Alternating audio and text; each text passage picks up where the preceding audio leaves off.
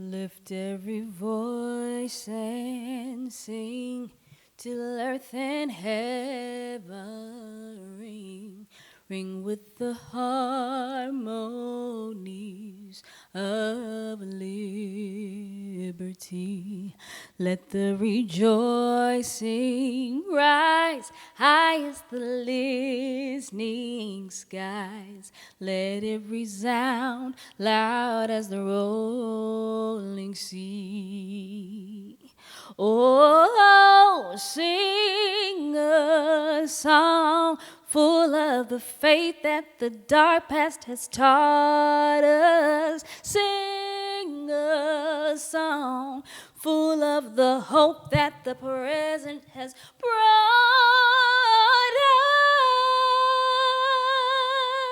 us. Facing the rising sun of our new day begun, let us march on till victory,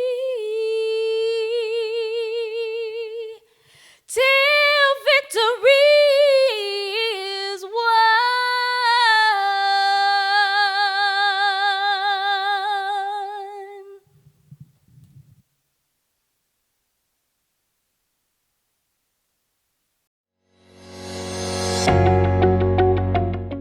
Welcome to day one of Sustainable Fashion Week. I'm Bridget Ortiz. And I'm Rick Davey. And we are so excited to premiere Sustainable Fashion Week. We hope that you are going to be amazed by what you see for the next 6 days, right, Rick? Yes, we are. This is our first one, 2020, during the pandemic. Come along and take the ride with us. And enjoy.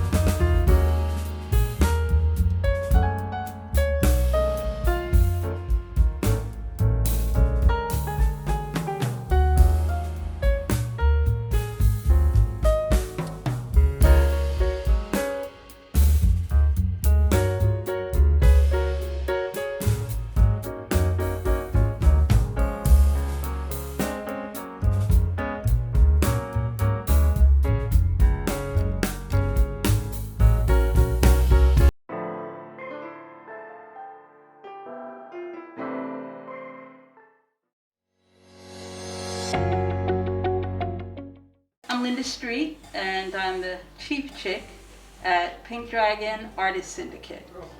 So that is my arts consulting organization. For about 13 years, I had the pleasure of working with artist Jerry Gant. We started off collaborating at a boutique in Montclair, over the edge, that I owned, and met Jerry about a year into it, and realized right away what an amazing artist he was. Jerry was born and raised in Newark and was based out of Newark, but his art took him all over the country. He worked in textiles and metal and wire, and everything was art. Everything that he looked at, he was able to turn into art. Sadly, Jerry passed away in 2018, and I consider it an honor and a gift to have the responsibility to carry forth his work. He left a legacy of thousands of pieces of artwork of all forms, and his family has entrusted me to keep his memory alive and put the work, keep the work out in the world and spread it globally. That's really what we want, more people to get to know who he was. Jerry's, I guess you could say his artist statement was always about people. His work represents a lot of imagery, faces of people that he knew, that he saw in the street. He was just inspired by everything. And when he started in the 80s, interestingly enough, he started sort of in a graffiti realm, but he also started by painting clothing. He started before the term sustainable fashion was coined. He was doing that. He would frequent Goodwill, Salvation Army, any thrift store he could find to get t-shirts and jeans and paint them. And as his art practice grew, he started to experiment with textile treatments. So he would bleach and dye and do multiple levels of treatments on garments. And over time, that became part of his art practice, these kinds of garments. You know, I think he looked at finding materials as an adventure. And so if it was denim, he loved to work with denim. So if there were jeans, he loved to work with black jeans. And then he would bleach them. So the bleaching might be bleaching out faces or just patterns, or he came up with this motif that looked like hieroglyphics. So we called it Gantoglyphics. And it would just be a pattern of sayings and lettering. But then what would happen is he'd see one level, so he'd see what the bleach treatment would do to the denim, and then he'd want to see what would happen if he added dye coloring to the areas that had been bleached. And then maybe on top of that, he might add some kind of acrylic painting. So it was always like layers of things with Jerry. It was like a mad scientist in a way. He always wanted to see what will happen if. What will happen if I add a little more of this or add a little more of that?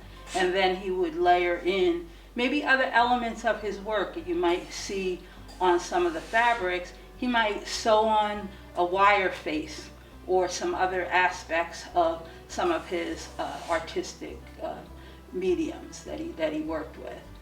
And this could be anything. He loved working with men's cotton shirts, button-up shirts.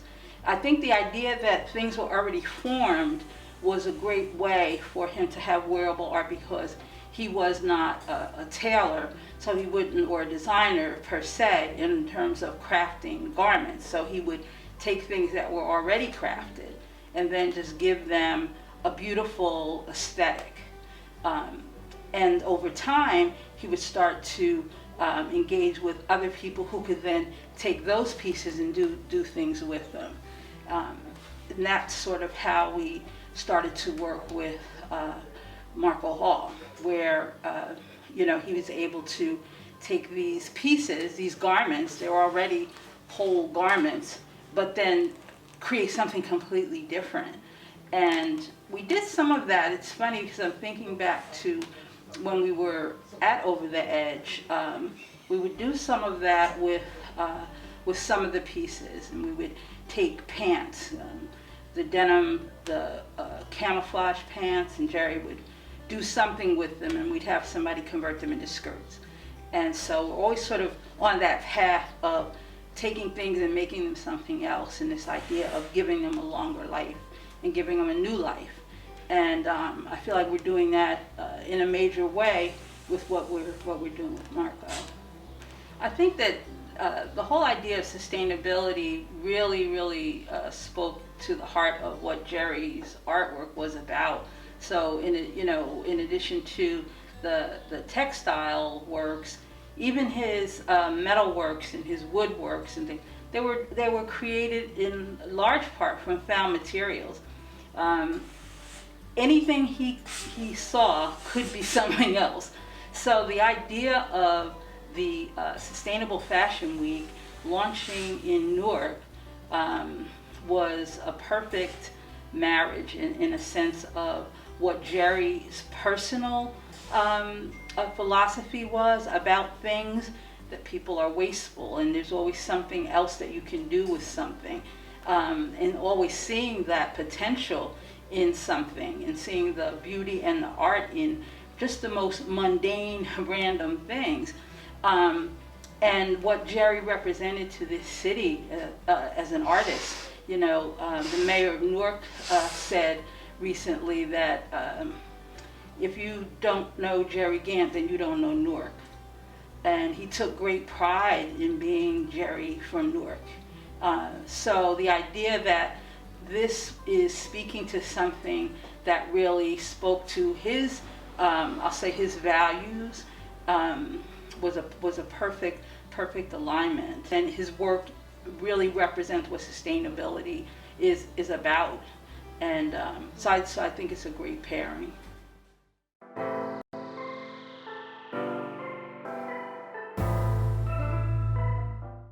Hey everyone, I'm Marco Hall, fashion designer, held here in Newark. My fashion, I call it bohemian chic. Why? Bohemian because I love things that move and flow. Chic because I love the disco era, and I felt I'm all disco. That's who I am. So bohemian chic is what it is. I love my clothes. They're, for me, for women, they're sexy, they're powerful, they're strong. It's identifiable. For men, where it's about structure. I do the gamut. But that's who I am, Marco. I've known Jerry for as long as I've been coming to Newark and been in Newark. His art has always inspired me because I love the fact the faces, they always told a story. And of course, that I gravitated to that. And I love the fact that he used to tie-dye textures. He loved texture and stuff like that. And I'm a big person on texture. So talking to Jerry, getting to know Jerry, we formed a friendship, and our love of fashion really was the bond that we had and held together. And then we always talked about just collaborating on working on projects. And then he started bringing pieces of fabrics to me, and I'll repurpose them into things or add things to them to make something. Our first collaboration was me making big sweatshirts out of jeans he had. And then it just progressed, and we kept talking about what more we was going to do. But Jerry has always been an inspiration to me in the sense that he too, like myself, always like to try something new. One minute he's working in woodwork, one minute he's working in metals, one minute he's in fabrics. So he's like all over the place, but he's all about the art and progression. And that's me. I'm all about the art and progression. I love using different textures and different fabrics. So that's another bond we have, just textures and fabrics. Where he's using paints and pencils, I'm using fabrics and notions.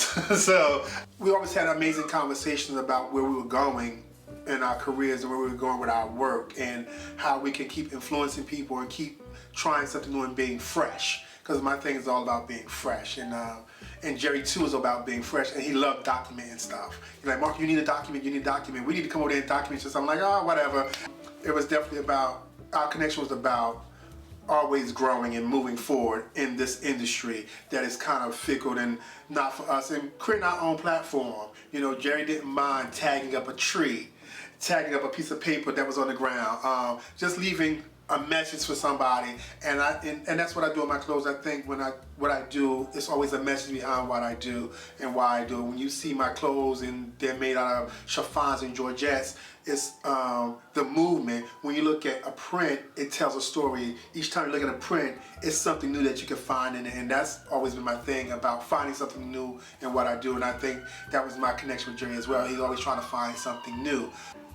Come full circle with Linda Street and his estate, and we talked about doing something, and the project came along of upcycling some things and fabrics he had in the basement, like all these amazing textures, all these amazing tie-dyes, and Linda came up with this thing, the Marco Mono, because she knows I love a kimono, so we decided to do a whole series of kimonos, and it's just been a great thing to keep building upon what we started, and now that I have Linda pushing, we're building more, so it's kind of cool. When I got some of the fabrics from Jerry, just looking at what he did, creating these faces on out these bleaching techniques, trying to figure out what can I do to make it current, like taking a pair of jeans apart and repurposing them to become a dress or a shirt, make it into a dress or something, creating great sleeves. It's wonderful to feel the texture and figure out what I can mix with it. My medium, I love brocades and stuff. Denim and brocade, that's kind of an oxymoron. One fabric is very high end and another fabric is very just everyday casual. So it's kind of nice melding those two together and doing things like that. So it's about luxe and wearability, comfortability. I guess what we're going to call it wearable art, and taking something that's an art piece and saying you can wear this out in public, and if you don't want to, you can hang it on your wall or put it on a mannequin and sit it in the corner and let people look at it and relish in it and go, wow, what a great piece. I think that's what I love about having his fabrics and going, how can I make this great for someone to see or someone to talk about, because I love a conversation piece. A conversation piece is amazing, and I think with Jerry Fabrics and his faces, it's always a conversation piece, because when people see it, it tells a story that all his faces have something to say. You know, whether it's a sad face, whether it's a happy face, whether it's a homegirl or a b-boy, it's something great about the faces when you look at Jerry faces, and I love when I see them, I go, how can I make that work for me? I try to use stuff that had lots of color. I love color, and I wanted to be alive. Basically, this is about Jerry still living, but through the clothing. So it's about him being alive in the clothing, because if you see some of the kimonos, I did my interpretation of his faces. He brought something in me. He brought the artist back out of me, not just making clothes. It was about me following his lead and creating things that he did, but in my interpretation of who he was. So that was a beautiful thing that made me delve back into the art world more so than just always just creating and cutting dresses. I felt like now I can be an artist again, you know. And this collection is about just being vibrant and being alive and still living and carrying the legacy on. I was always a thrift shop kind of boy back when I was in high school and stuff. I love going to the thrift shop and finding old shirts, army stuff. Like I love army fatigue. I used to always go home and get some army fatigue and turn around and cut the shorts, or I'll do something to the jacket, take the sleeves off the jacket, I'll do something. So I love recycling stuff and making it new and fresh and making it wearable for today.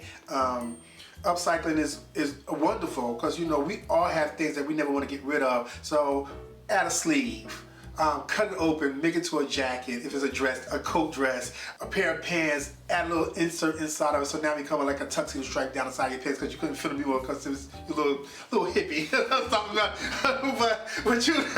but you know, I love upcycling, because it's nice to see what you could do with something that once was and making it fresh and new.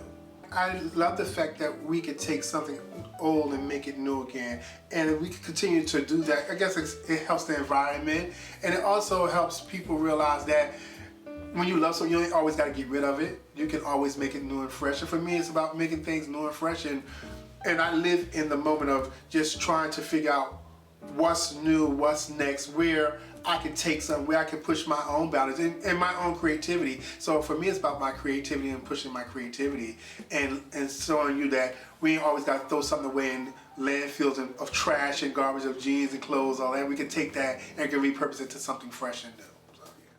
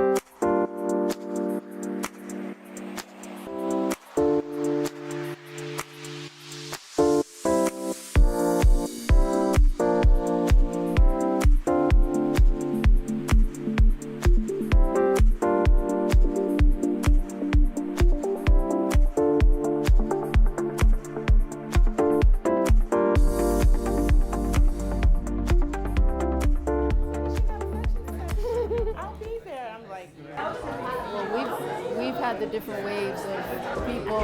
I upcycle and reconstruct vintage clothes and I turn them into new pieces.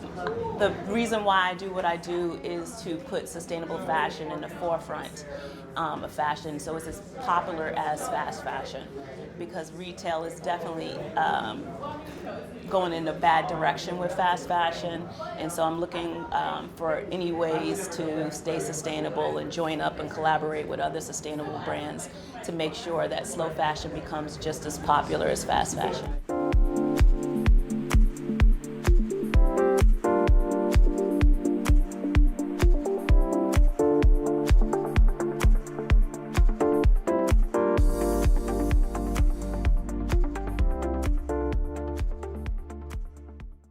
All my products that are made in New York City, and we don't do mass production. We only make like few pieces, so we feel like feel more special when we make few pieces and all the things. So anything we saw in the store here, my design, we cut and sew everything in New York City on the Midtown. So anything we don't send out overseas. I feel so it's nice people see the label handmade in New York, and they feel it's more the price. They more appreciate it than when you make in different countries, other countries. So all of my pieces are one of a kind. They're made by a small team. We're local, and it definitely is probably the most sustainable thing you could do is reconstructing older clothes and turning them into new clothes. My last position was creative director of the Champion brand. I think that I felt responsible for putting so much clothing out in the world, and I felt like I was leaving behind a lot of clothing. I feel it's important to know sometimes the customer come in to buy my product, they know where the product came from and where they made from. And sometimes sometimes the customer, the customer sometimes have a little shorter sleeve, we just make it shorter for them. And sometimes they need a little bit change up the style, we can do something little. That's why I don't like the product made from the other country, because like you don't know where they come from and how they made it and how they process things. Sometimes like you don't know what kind of workers behind the products, and I know sometimes they use like underage people to working on it. It's cotton, and some of them usually the fabric. I never dye the fabric. I usually buy from the fabric from the Midtown where the garment center is. When you get into the sustainable fashion industry, you learn quickly all the statistics of the textile waste and the pollution and the pesticides that go into making clothes, particularly denim and t-shirts. When you think about that and think about all the work that goes into the jeans, not just the water that's wasted, but the labor that goes into it for one pair.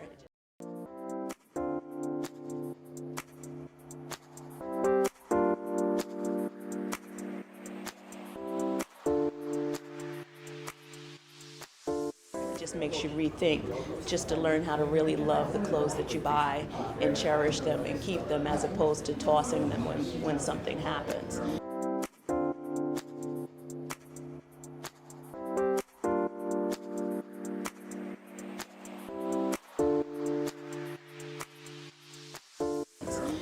And that goes for a t-shirt as well. The pesticides and the dyes and the harmful chemicals going into dyeing a t-shirt, for just one t-shirt, the amount of damage is done is, pretty ridiculous.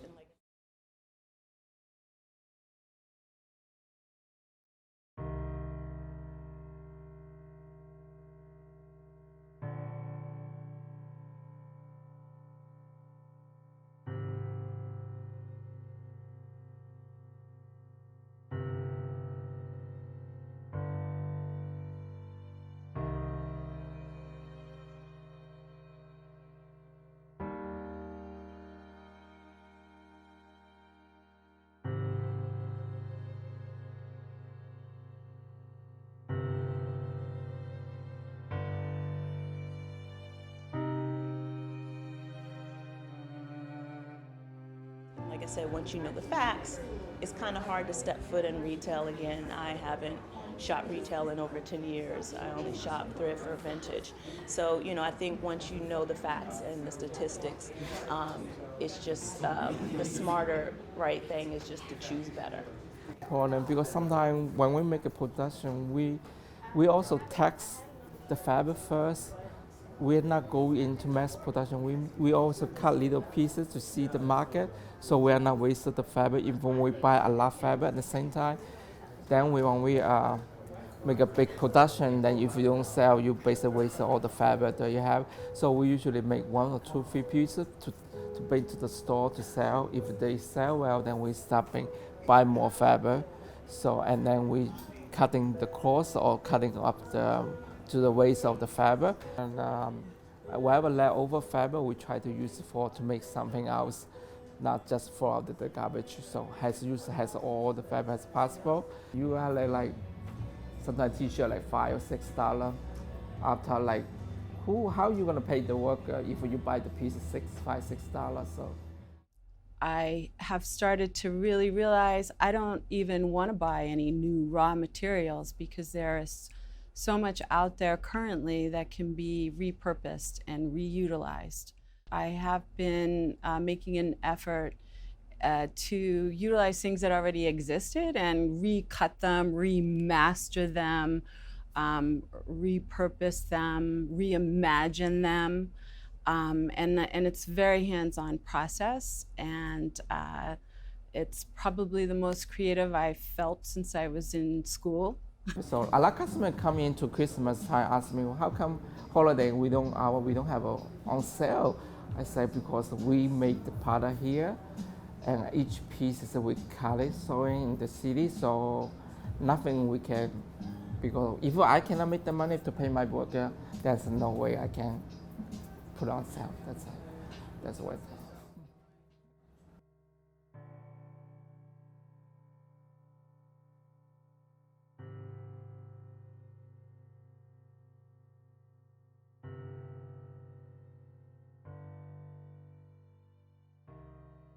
Kirada olanlar var.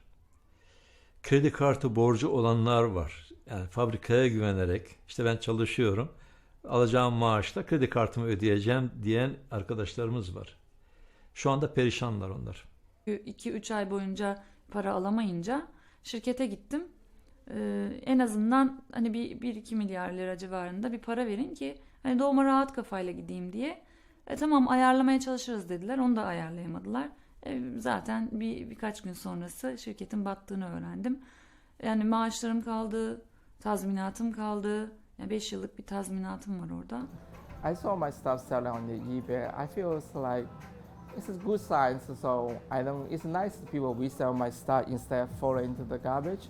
It made me feel like my second hand still selling to the other people. It's nice that other people buying even the second hand. I think everybody has their own priorities when they're buying clothing. I think as an independent designer, I would encourage them to think about longevity of their item, how it's made. A lot of people really just don't even have any more of a sensibility of things being made well, materials being used. I think people used to have more of a sense about that, and they no longer do. Every home used to have a sewing machine. Everybody knew a little bit about sewing, and now that's no longer the case. So I think that a lot of big designers, big companies can get away with doing less stuff that is not as good quality, but charging pretty much the same, or maybe a little bit less to entice the customer, but it's still not a good item. And when I say a good item, I mean with the construction, and I also mean designed in a way to think about the long term as opposed to a trend. So I think what independent designers try to do in general is to design for the long term, their individual customer, whatever community they design for, because ultimately that's what it is. If you're an independent designer, there's a certain market or a gamut of a market that you design for, and you can better service them that way as opposed to designing for everybody, that some of the fast fashion companies do. So, the customer should be thinking do they really love this item, you know, as opposed to getting something for $50 that they kind of like. You can pay $150 for something they absolutely love that they're going to keep wearing over and over and over again. And that may be designed in a way that's multi-size so that they can wear it if they gain or lose weight, or if they, you know, in different situations, that is just a staple item. So because people look at sustainability as something that's like inaccessible to them, or something that's, you know, they have this eco and this green thing, and it feels very far away. I think thinking sustainably is important to the regular consumer's life more than they think usually. Some people don't care, you know, but there's always something related to sustainability that people actually do care about.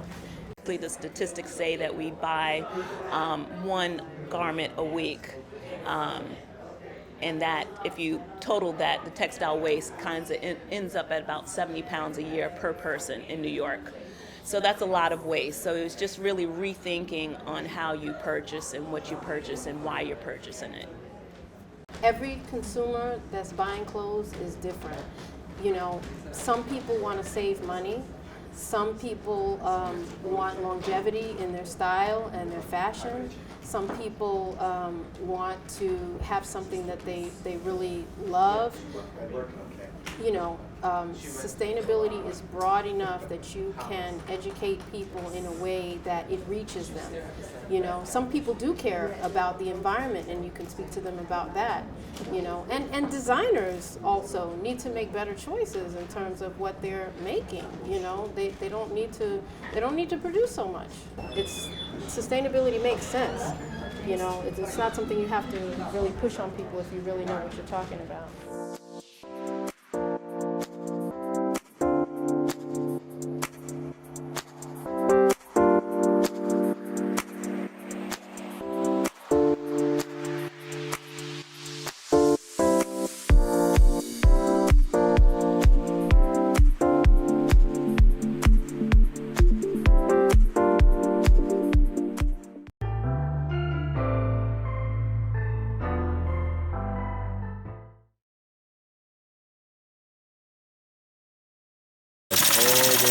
Passion for arts, entertainment, and fashion. Hosting, creating, developing has always been, you know, fuck what you've heard. I actually been doing sustainable fashion ever since I started my career. Since Arts High School and Trapp Pagan School of Design in New York City, I've always taken clothes apart, recreated them, made something happen out of nothing. You know, leather was always one of my main staples in my collection, and I used to manipulate that like there was no end, between cutting leaves to feathers to creating all kind of accent pieces. Fashion, I love it. Style, I enjoy it. Creating is what I do. Tyrone Chablis, one of a kind, a real original. I'm gonna run to you. I'm gonna run to you. City. I'm gonna run to you. I'm gonna run to you. Yeah. I'm gonna run to you. Yeah. I'm gonna run to you. Burn it down.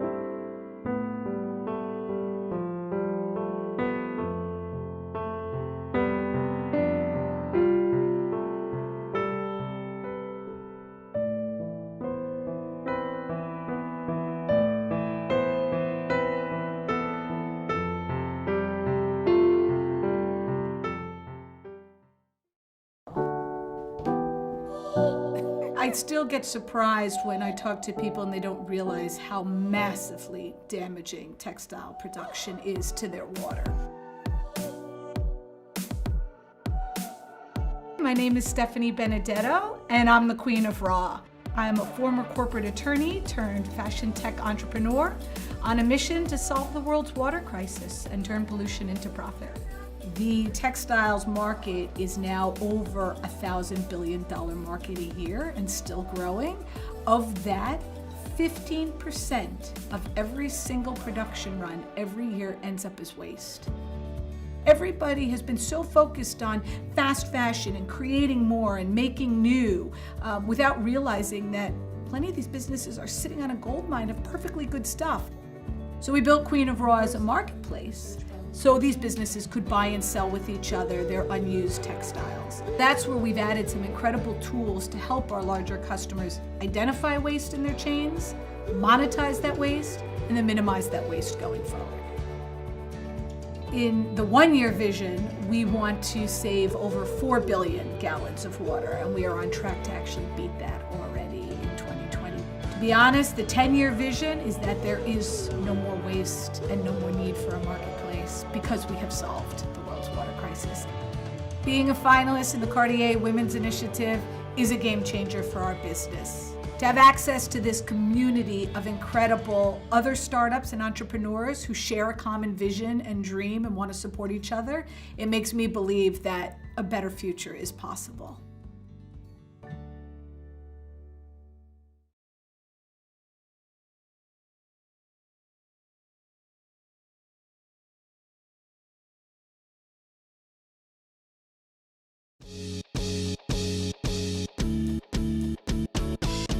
Hi, I'm Bridget Artis, and I'm owner, designer, and author of Born Again Vintage. And today I'm at Born Again Vintage, the Collective in Montclair, New Jersey.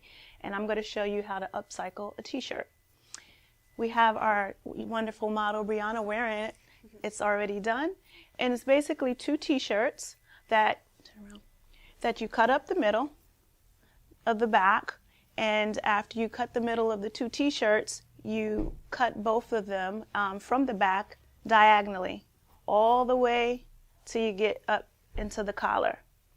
And then all you have to do is sew the back with an easy stitch, and you have a shirt that you could wear wrapped like a t-shirt. You could also wear it off the shoulder, or you could wear it out without it even tied. And that's an upcycled t-shirt. So if you want to find me on Facebook, please look it up under Born Again Vintage, the Collective. Thank you.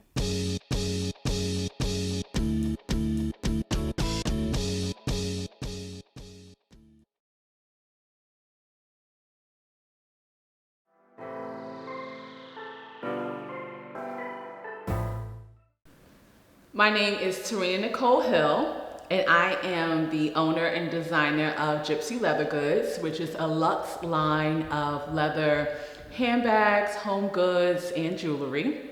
I'm also the founder of the Fashion Design Center of South Jersey, which is a maker space for emerging fashion designers in Camden, New Jersey. I have spent a great deal of time focused on design education. I have 3 degrees in art and design, and so I know the importance of design education. I've been teaching for the last 12 years. I also am the co-founder of DIY Makers Con, which was a conference, an annual conference for women to come from all over the country and learn not just fashion design and sewing, but to spend the day learning things such as jewelry, metalsmithing, or woodworking, or how to make furniture, or how to make candles and body products. It's just really important to me that women, A, have an outlet for their creativity, B, also learn different skills so that they have different streams of income. And so it's really important to me that I teach people how to become makers and creators of the things that they utilize, and not just consumers, so that we're not just buying and throwing away, buying and throwing away. When we create the things that we use, we become a lot more attached to them, we take better care of them, we pass them on, they become family heirlooms instead of just creating so much waste. And it's just really essential to me that women find a community of other like-minded women where they can come together and build a great future together. So at this point, I'm really focused on my design kits, where I am taking all of the information that I have stored here with my 3 degrees of fashion design and art and experience as a designer. I'm taking all of that information and I'm putting them into kits where women can learn jewelry making, jewelry design, home good design, using kits, and be able to work at home at their own pace. Especially during COVID, where coming together is a lot more difficult than it's ever been before. You can find my design kits and more information about me, my work, my blog, and my interviews with amazing fashion designers like the co-founder of Sustainable Fashion Week, Bridget Ortiz, who I've interviewed on my podcast. And you can enjoy it on my blog, which is all at TerinaNicole.com. Thank you.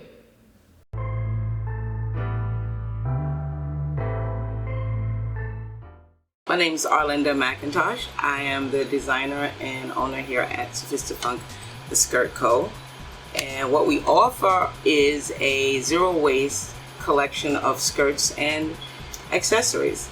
I would call myself the unintentional fashion designer or skirt designer. I was probably in my early 20s and I was married. I was at work and I decided, I'm gonna go home, bring my husband lunch. And when I walked in the door, I knew something was, odd. So I called him, no answer. I went through the house and I'm like, oh wow, things are missing. So I found out that he had left and I called one of my closest girlfriends and I told her what happened. So she said, well, Linda, why don't you make us some clothes or, make me something. And I had 4 other girlfriends. She said, make us something and we'll buy it. I was working for a cable company at the time. I wasn't making any clothes. So I was like, that's what you go to the store for. So I couldn't even think. I knew how to sew, but I wasn't thinking about it, making clothes for anybody. So I did. I went to this little fabric store. So I bought this denim and I bought it home and I distressed it. And I'm like, I don't know what to do, but okay, I'll make them some jumpers. So I made these dress jumpers all raggedied up and bleached. And I sold them those dresses for $25 a piece. I asked them if I do this again the following week, would they come back? And if they did, would they bring some people? So they're like, oh yeah, sure. And other people that came bought clothes. And they were around $15, $25. And I'm like, wow, I could do this again. I took $5 and I bought each one of them a set of pearls, little dollar pearls, to thank them for bringing people to my event. And I started calling it Wine and Cheese Fashion Affairs. One of my clients that I had at the time, she used to shop at this boutique in Montclair. So she wore one of my pieces there. The store owner, Roz, asked her where did she get it from. She told me. She calls me up. She said, oh, I have a store owner that want to buy your stuff. And I'm like, okay, I never sold to a store, but okay. So I got together 9 pieces. They were all one-of-a-kind pieces because I thought that's what she would want to buy. So when I got here, she looked at each thing. Oh, you're fabulous. Oh, I love all of these. I'll do a whole size run. So that's how I got started with her. And I was supplying her every other week with new pieces because that's how fast it was going. And then I opened my place in 2006, which was by appointment only. But I still had a lot of upcycle and repurposed and new. So in the beginning, it was all skirts, and I would buy from the vintage stores things to go with it. Vintage tops. I love vintage. My mom had a vintage clothing store, so all I knew was vintage, and my clothes were upcycled from my dad's pants. When I'm recycling or upcycling, the story behind what it might have been or who may have worn it is what inspires my collection. So that's why I started naming my dresses, my skirts, names. So I'll make up this name like, oh, her name was probably Catherine. She was probably Lady Catherine with the smocked top. So that feeling, and then the images that I saw growing up in television of those type of clothing where the women are walking, they're holding their skirts up and they're running and they're dragging and they're dirty. I love it. You know, I just love the whole excess of fabrics. I'm inspired mainly when it comes to my gathering. I'm inspired by my parents when I used to watch them work out in the cotton fields. They would have on these dresses and they're blowing in the wind, or their skirts, and I would watch them take the hem of it and pin it up like this. They would pin it up, and inside of here would be where they would put their cottons or whatever, their day's work. I bring those things to now because they are helpful to us now with not having to purchase so much that will become waste. So I think every skirt that I do or every piece that I do becomes something else. This skirt can be the gathering, a dress, a top, a jacket. Oh God, there's so many things that it is, and they're reversible. So that right there helps with not having to buy so many items. If you're going to, let's say you're going to go to an event, you got a whole month worth of events. You literally could wear that one skirt to every single event. The bags actually came to mind during this pandemic. I started taking my cottons, and I put them into bags and found out how heavy just cotton can be. And even that thought, like, wow, just the thought of how heavy 5 pounds worth of waste is, and we throw that to wherever it goes. That's a lot of waste when it could be useful waste. I'm gonna make these weighted exercise bags. And that's where the bags, so they came out of the pandemic. So first I want to thank Bridget and Morgan for seeing what I do and inviting me to take part in Sustainable Fashion Week. Before Bridget, I had never heard of a Sustainable Fashion Week. I feel that it's going to be so impactful, and it'll help people to see, you know, you don't need to, and this is coming from a person that sells, but you don't need to buy all of the time. You can buy a couple of good pieces and learn to recycle those pieces. So for Sophistifunk, I've always wanted to help teach my client, yes, I am here to sell, but I am not here to sell you what you don't need when you already have something that could become what it is that you're trying to get me to buy new fabric to purchase. So this whole, the week, it's a whole week of sustainable fashion. My hopes are that within that week, this globe can know about it, and if it can't travel that far to that many lands, that someone else will pick it up and do it, and then people can become aware of what's in their own closets. My hope is that everybody can, you know, the more people that can hear about it, the better, because I don't see anyone hearing about it and not feeling inspired to do something, even if it's I don't need to go and buy that bathrobe. I have 25 towels. I can make me a bathrobe, and I'm done.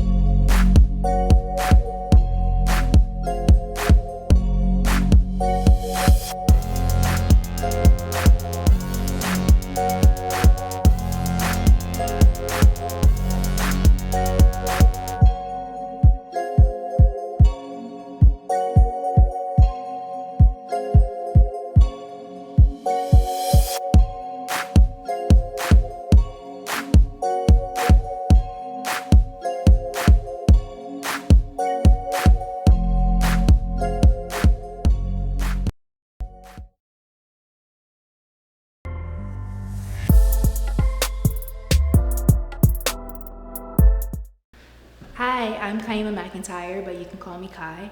I am the owner of Mind of Kai. And Mind of Kai is really where color and line theory is combined to create interesting silhouettes and honestly just get the conversation started. I'm an artist at heart. I started to paint in kindergarten. I am a magnet to color and imagery. It's really my best way of communicating. I always say that I learned how to draw before I learned how to actually write any words or letters. And as I got older, I just became more and more fascinated with the way that I wanted to present myself. And so naturally, I gravitated towards clothing and styling. I come from a community where a lot of times it's easy to feel invaluable. It's very easy to feel that no one sees you. And I can't help but to think that if garments in a landfill and if garments in a thrift store had a soul, they'd probably be feeling the same way.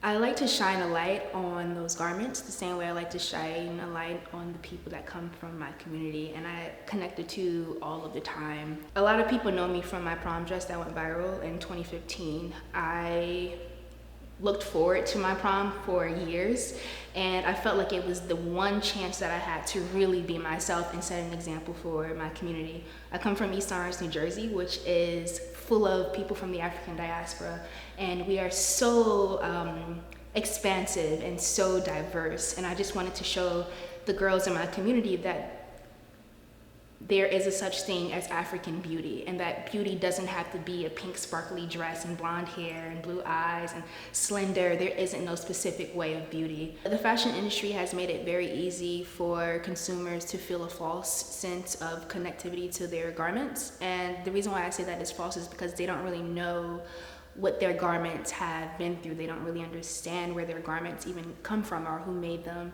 And so I find so much value in garments and pieces where there is a full story and the customer or consumer can fully understand where these pieces have come from. This collection for me represents what is happening right now in the world. Things are unraveling. People are beginning to see what's underneath. People are beginning to see the foundations of things.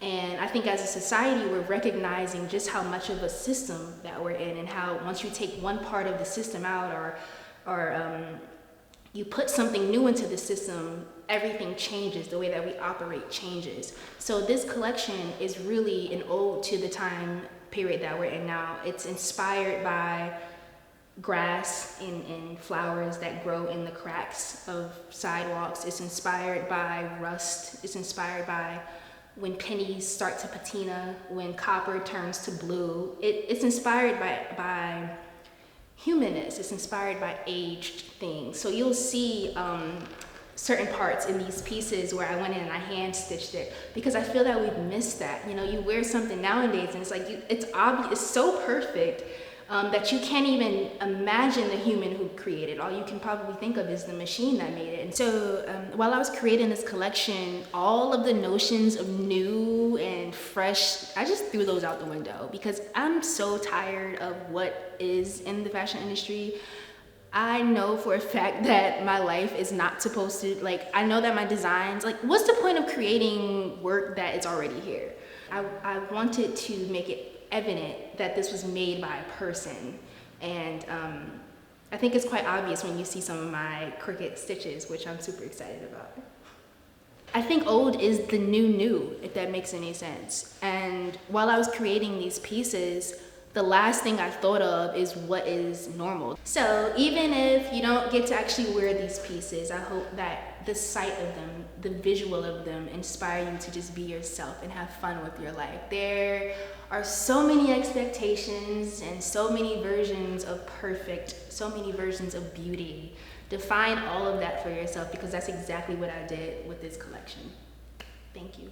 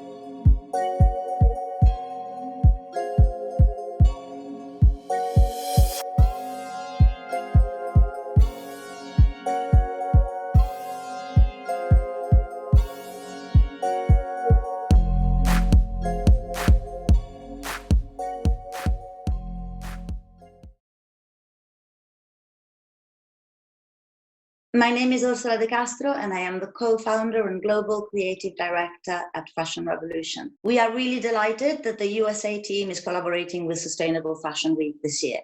It's an important initiative and one that hopefully will spearhead to a huge future, because the more we go ahead in this fashion industry, the more we need to hear the alternative voices, the smaller voices, the different voices, the marginalized voices. And the more we need to see new talent, new thinking, new blood come into the scene. And that is emerging designers, and in particular the students, because they are our future.